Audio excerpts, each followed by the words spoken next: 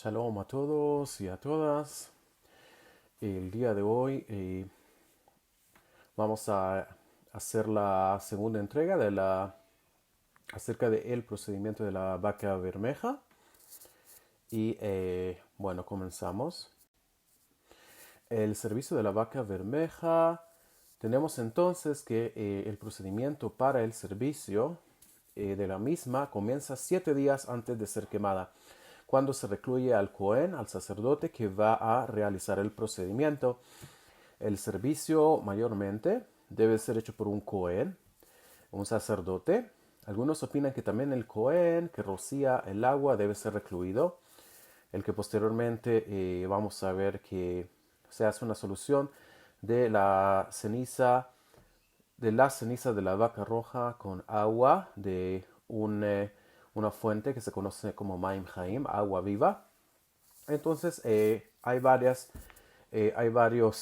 sacerdotes que están involucrados en este servicio. Entonces tenemos el, que va a ser el procedimiento de quemar la vaca tiene que ser recluido 7 días antes del servicio. Y también hay opiniones que nos dicen que el Cohen que rocía el agua posteriormente debe ser recluido. Recluido significa que él está aislado en un lugar en el templo, en un nivel subterráneo, por así decir.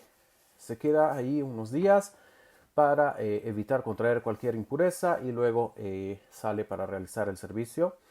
Tenemos entonces que otra opinión mantiene que todos los Kohanim que participan en el servicio deben de ser recluidos, mafrishim otam, como dice la Mishnah en Pará, capítulo 13, inciso 1. El Cohen, el que va a hacer la quema de la vaca, era recluido en un lugar ubicado en el área subterránea del templo, como dijimos, y por un periodo de 7 días.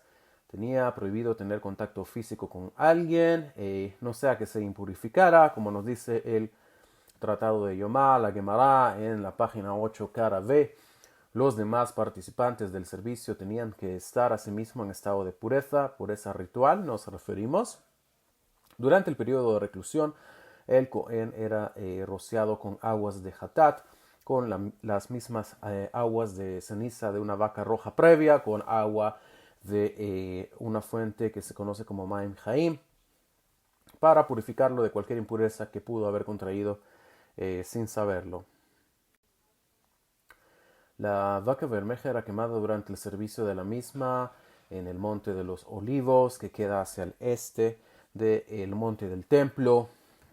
Como nos dice la Mishnah en Pará, capítulo 3, inciso 6, era quemada viendo hacia la entrada del templo, o sea, mirando hacia el oeste, estando desde el este del templo, viendo hacia el oeste, que es en dirección a donde estaba el templo.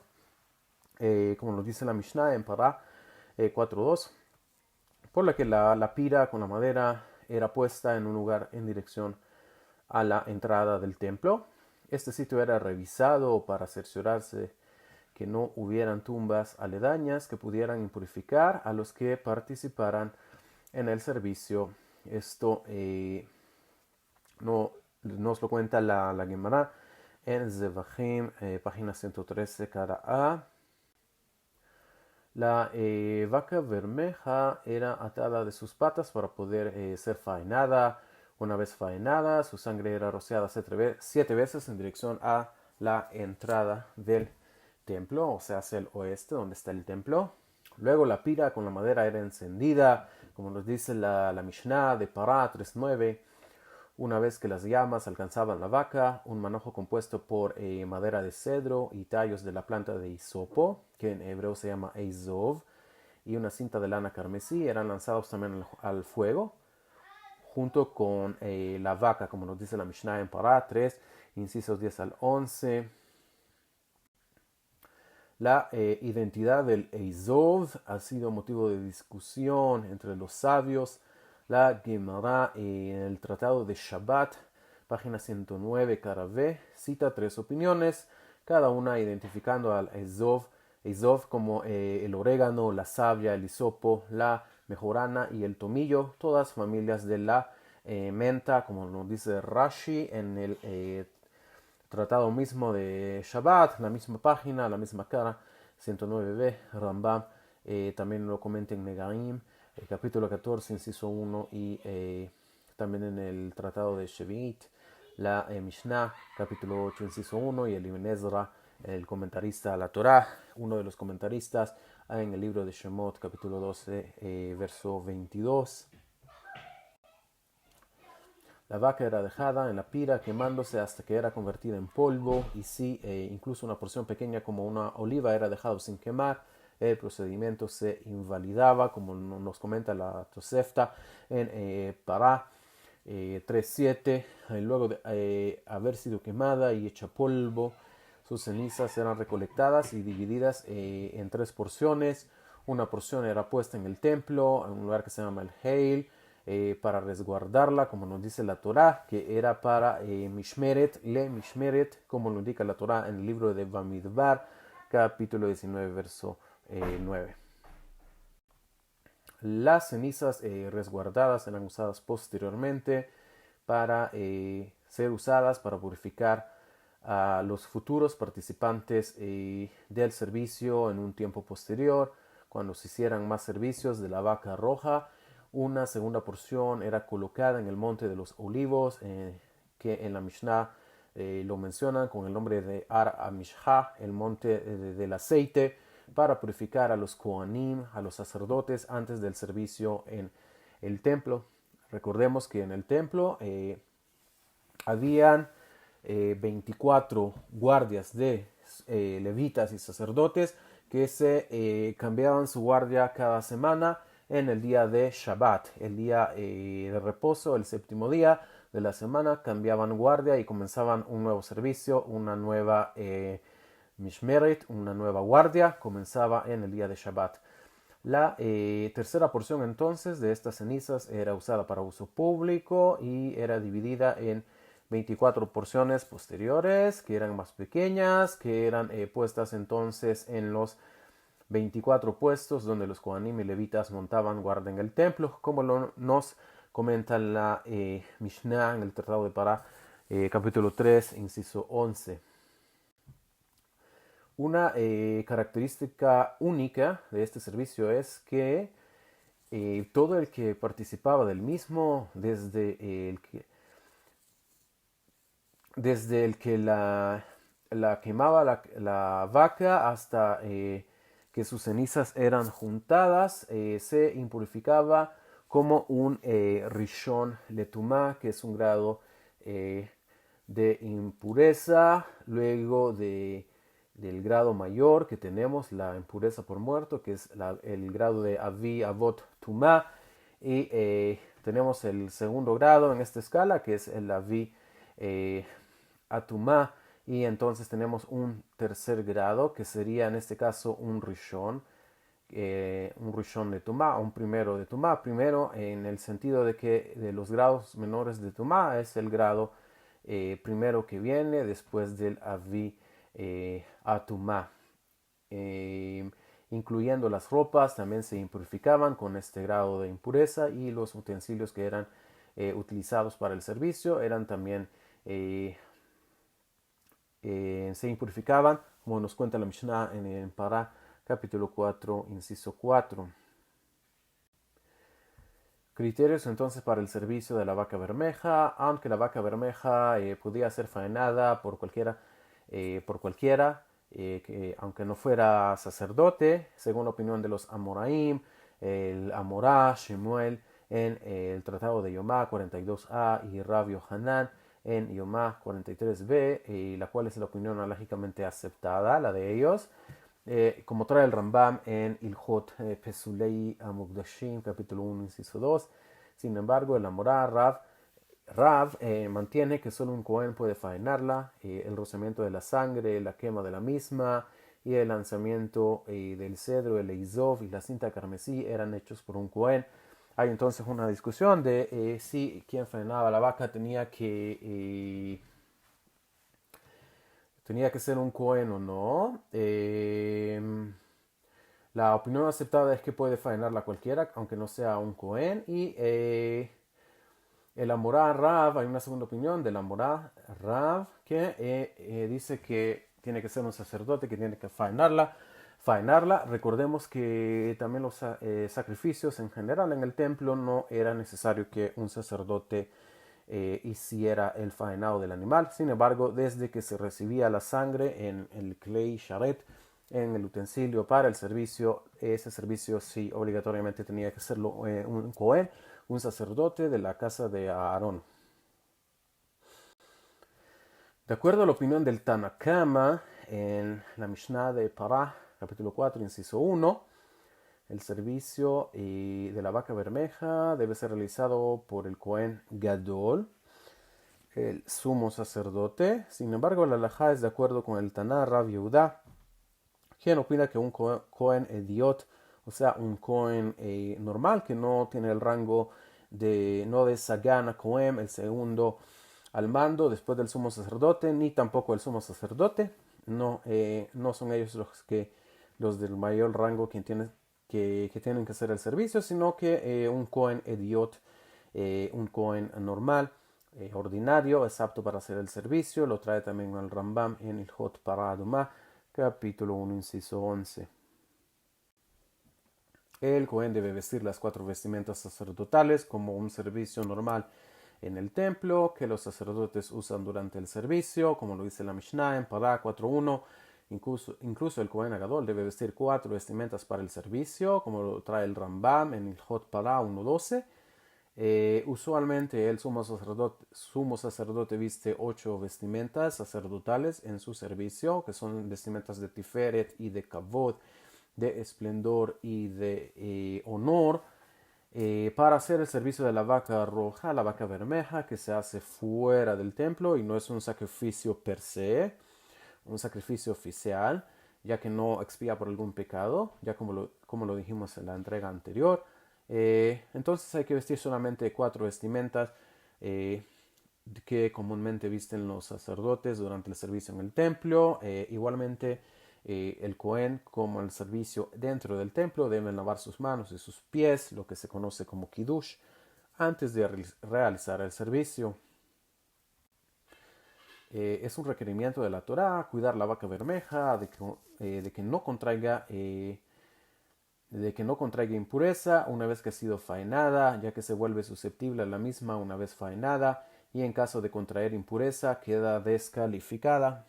Si quien hace el servicio desvía su atención por un momento de cuidar la vaca bermeja, el servicio es inválido. Vemos entonces lo delicado que es del servicio, que hay que poner mucha atención a cada uno de los detalles que se están haciendo para que no se vaya a invalidar el procedimiento. Nos trae esto la Gemara en Yomá 42a y 42b. De igual forma, el servicio queda inválido si durante el mismo otra actividad que no tiene relación al servicio de la vaca bermeja es realizada, como lo trae la Mishnah en Pará, capítulo 4, inciso 4.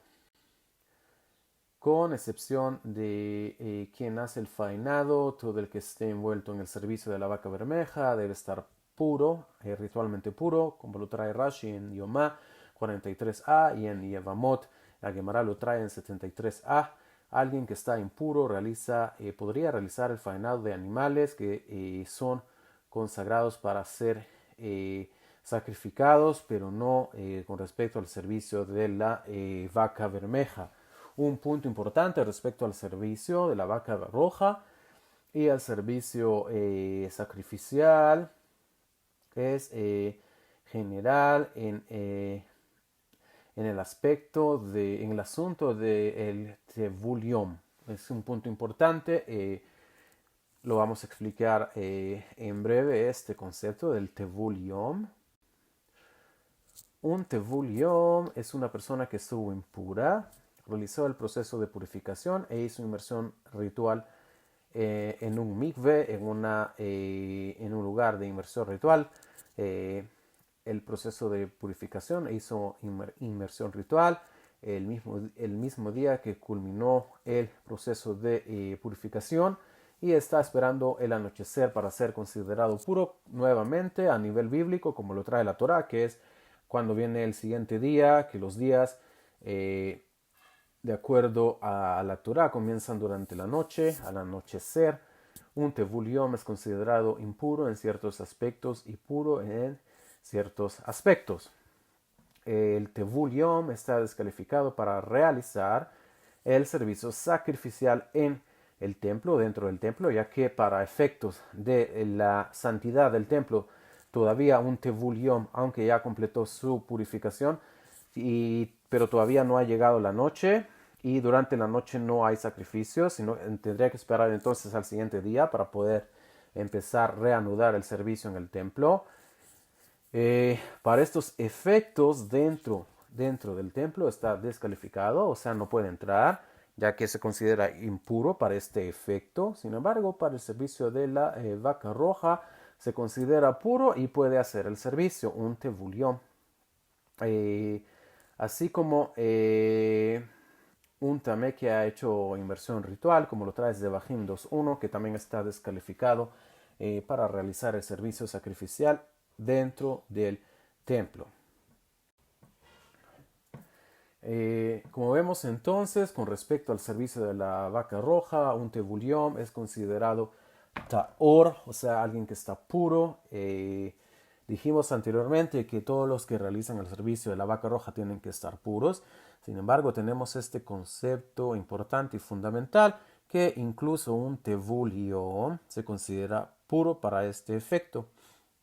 Lo tenemos, este concepto nos lo trae que el Tevul Yom puede realizar el servicio de la vaca bermeja en Yomá, hoja 43 cara A y Yevamot 73a.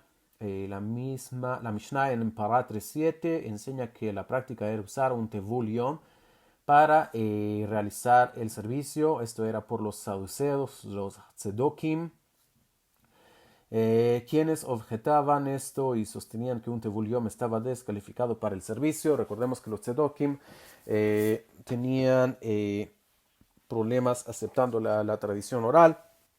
Ellos interpretaban la Torah de manera literal y entonces negaban el asunto de la tradición oral que se transmitió también oralmente desde tiempos de Moshe hasta el tiempo de los sabios, y ellos negaban esto e interpretaban entonces que una persona pura, un Tevul Yom para este efecto de la vaca roja no era considerado puro, lo que por tradición oral sí se consideraba que era puro, y por lo tanto de manera consciente y por kavaná intencionalmente se hacía que un Tevul Yom realizara el procedimiento de la vaca roja. Las cenizas de la vaca bermeja y el mei hatat, aunque las cenizas de la vaca roja no son un utensilio en sí, tampoco comida o bebida, son susceptibles a contraer impureza. En caso de contraer impureza pierden su efectividad. Lo trae la Mishnah en Pará 10.3. Incluso si no entran en contacto directo con alguna fuente de impureza, se pueden volver impuras. Por ejemplo, si fueron puestas en un utensilio sobre una fuente de impureza, incluso si fueron dejadas sin supervisión para cuidar que no se impurifiquen, quedan invalidadas. En Bamidbar 19.9 está escrito que son para Mishmeret, para mantenerlas en custodia, por lo que deben de ser guardadas y cuidadas meticulosamente para que no adquieran ninguna clase de impureza. Si son descuidadas por un momento, quedan descalificadas, como lo trae la Mishnah en Pará 6.1. Por esta razón deben estar bajo constante supervisión o ser guardadas en un lugar donde no estén susceptibles a contraer impureza.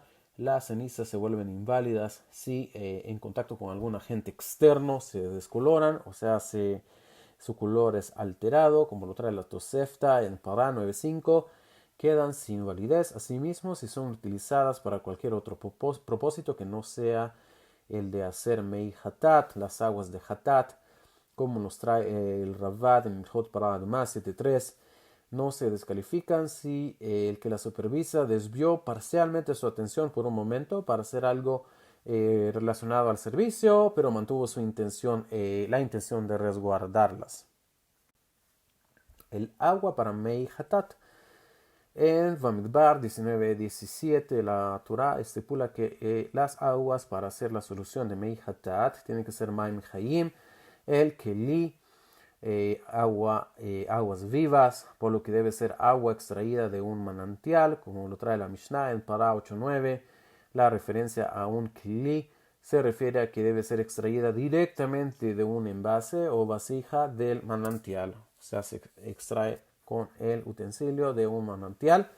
Desde luego, el agua a ser utilizada para la solución de Mei Hatat debe estar en estado de pureza. Si se deja descuidada, sin supervisión, queda inválida para el servicio. Si el que la resguarda desvía su atención parcialmente de ellas, del agua, para realizar otra actividad, quedan inválidas. Esto es más estricto que con respecto a las cenizas, como lo comenta la Mishnah en Pará 4:4. Esto es más estricto con respecto a las cenizas, como dijimos. Asimismo, el agua queda inválida si por algún agente externo se torna de otro color o si es usada para otro propósito que no sea para el servicio de la vaca bermeja, como lo trae la Tosefta en Pará 9:5 y el Ravad.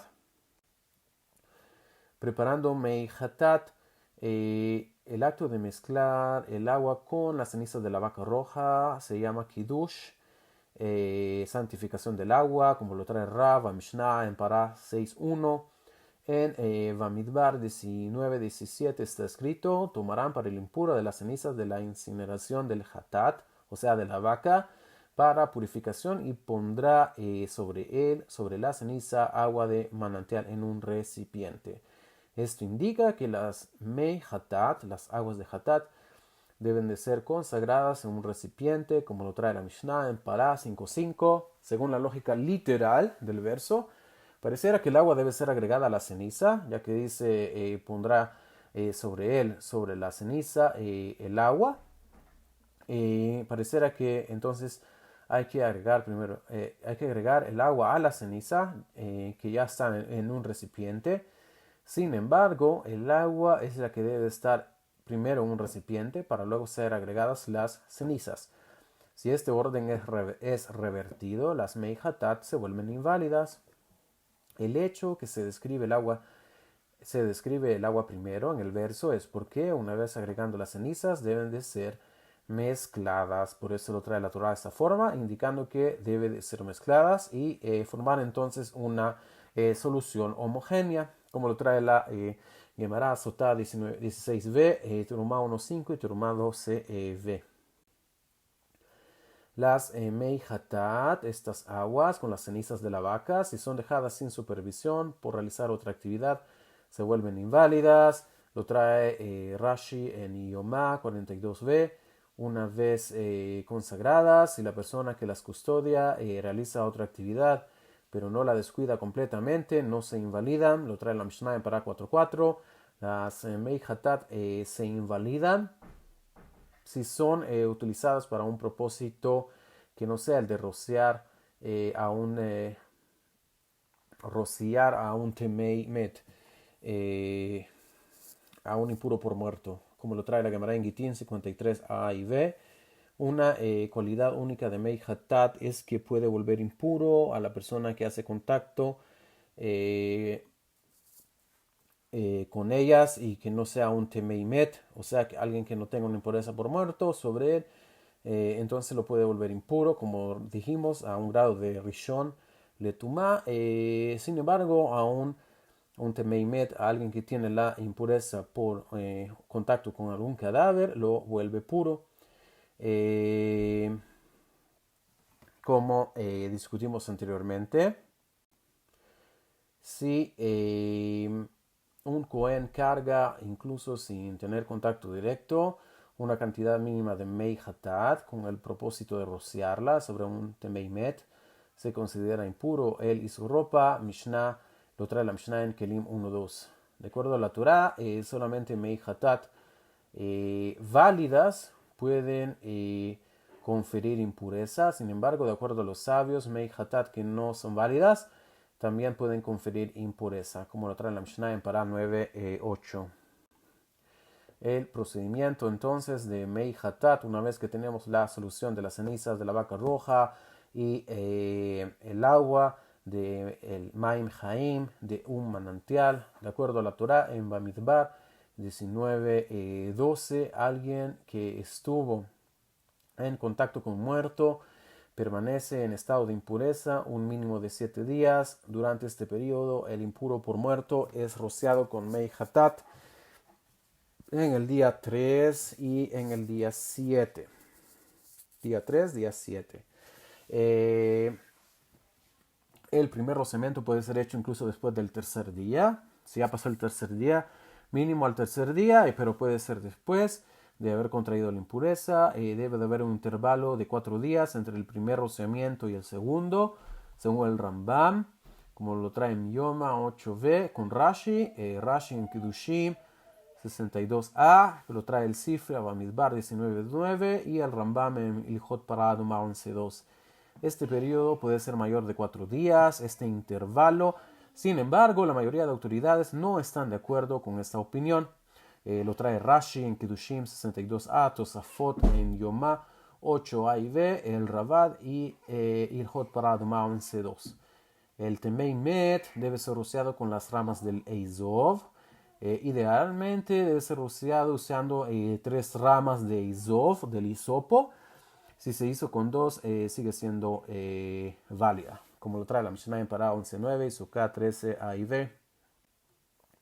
En Bamidbar 19.18 la Torah ordena que la persona pura Taor debe tomar el Eizov y sumergirlo en las aguas de Hatat.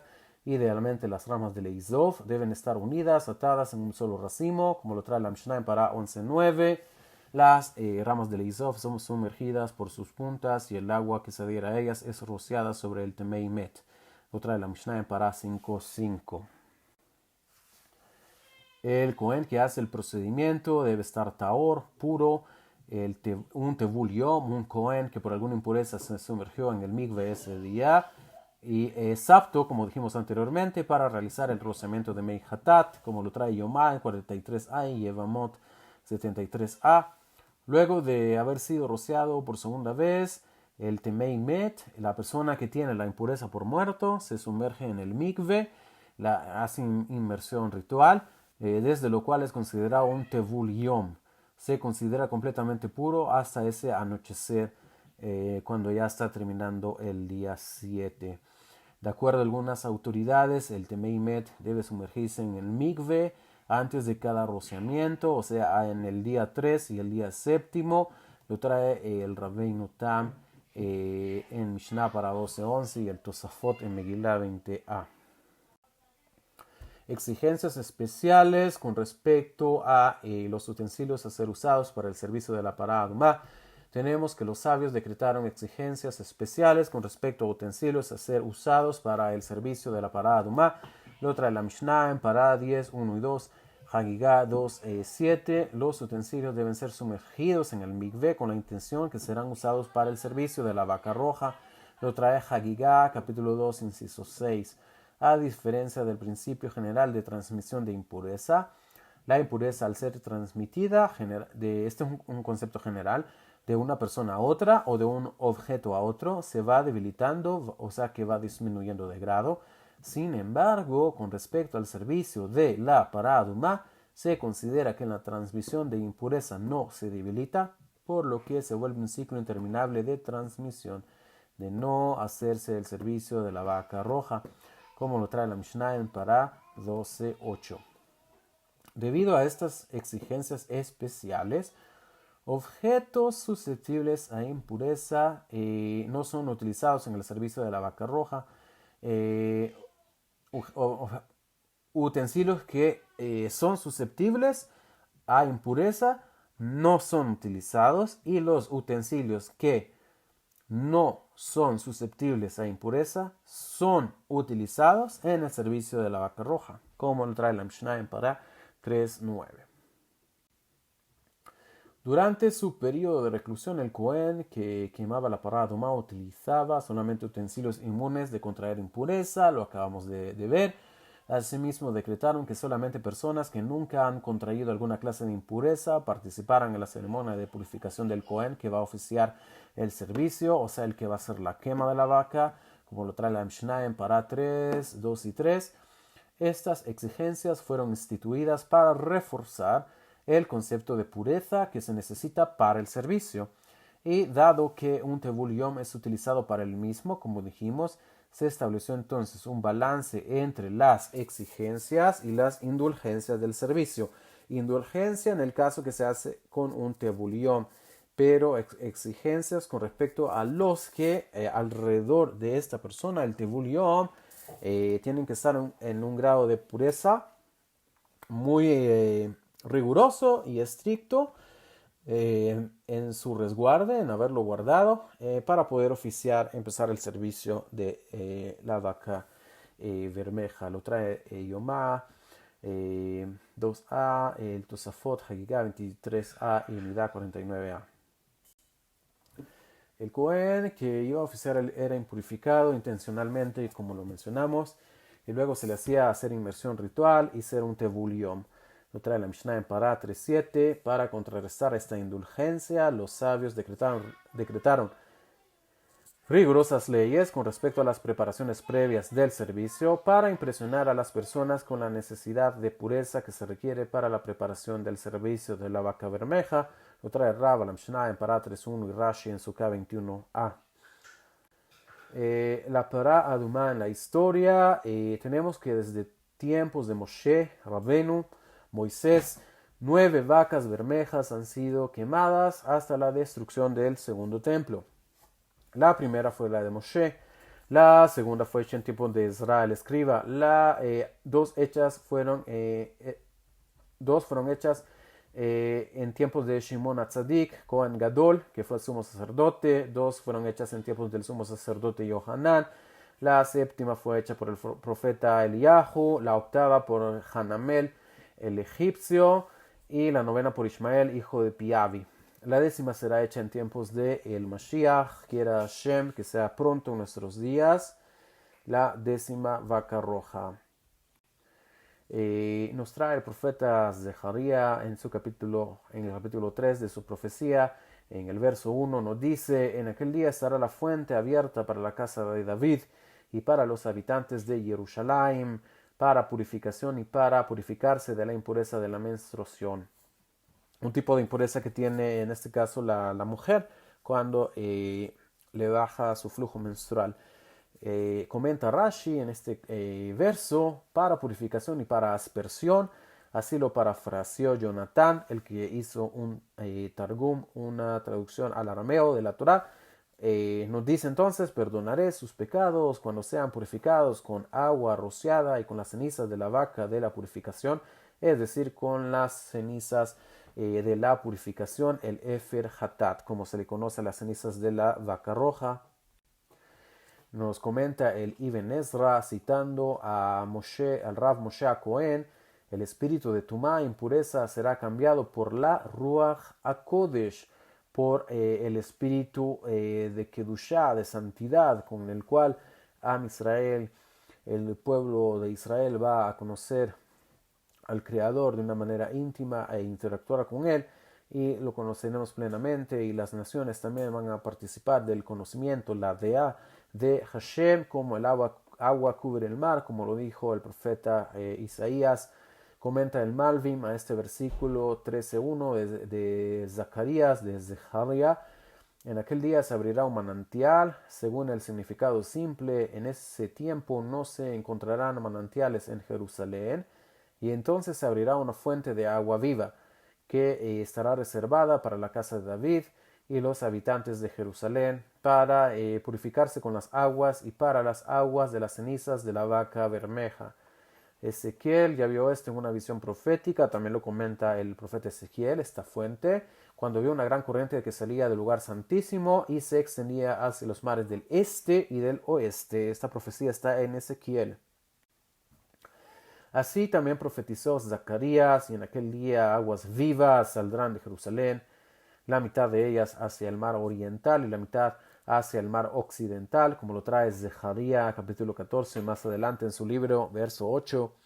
Esto será después de la guerra final de Gog y Magog, cuando el arroyo se desbordará con tanta abundancia pero después de la primera guerra de Gog y Magog, que aquí se está discutiendo en este verso que está comentando el Malvim, el agua no se derramará y será solo para la casa de David y los habitantes de Jerusalén.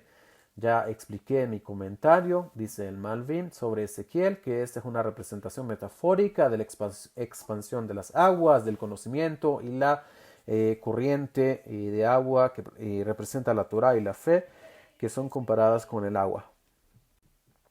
Después de esta primera guerra de Gog y Magog, las aguas del conocimiento comenzarán a extenderse desde la casa de David y los habitantes de Jerusalén eliminarán el pecado, se eliminará entonces el pecado de la conciencia externa, las adeot hitzoniot, o sea, todos esos conceptos externos a la Torah que durante la historia han atacado a la Torah, todo ese concepto y toda esa kelipá, toda esa impureza va a ser quitada y entonces purificarán la impureza de la insensatez, la estupidez y la falsa creencia y todo rastro de idolatría, como es explicado. Acontecerá en aquel día que exterminaré de la tierra todos los nombres de los ídolos, como lo comentas Zeharia en el verso 2. Esta es una explicación de la naturaleza de esta fuente y sus aguas fieles que brotan de la sabiduría y conciencia santa. Después de la guerra final de Gog y Magog, las aguas se extenderán y la tierra estará llena del conocimiento del Señor, como las aguas cubren el mar, como lo dice Isaías 11:9. Sobre esto dice: y en aquel día saldrán aguas vivas de Jerusalén, y Hashem será rey sobre toda la tierra, como lo dice más adelante el profeta Zeharia. Este es el significado del agua para todos, que todos reconozcan la unicidad del Creador y la verdad de la divinidad.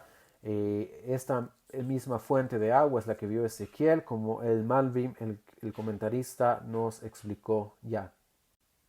Nos dice el Radak, otro comentarista a la Torah: agua viva, Maim Haim, van a salir de la ciudad de Jerusalén y serán usadas para purificación por medio de Mei Hatat y para la purificación de la Zavá. La que necesita agua viva para purificarse es la Zavá. Es una mujer que tiene una especie de flujo uretral y por lo tanto está impura. También las Mei Hatat son las aguas de la vaca roja, que juntamente con sus cenizas. Entonces todas estas aguas y mezclas para purificación serán usadas para purificar el pueblo de Israel, al pueblo de Israel. Nos dice entonces, para terminar, en el verso 2, Zacarías, Zeharia: sucederá en aquel día, dice el Eterno de los ejércitos, que cortaré los nombres de los fetiches de la tierra y no serán recordados más. También a los falsos profetas y al espíritu de la impureza haré desaparecer de la tierra. Lo comenta el comentario que trae Rashi en este verso, que dice que el espíritu de la impureza es la inclinación al mal, el Yetzer Hara.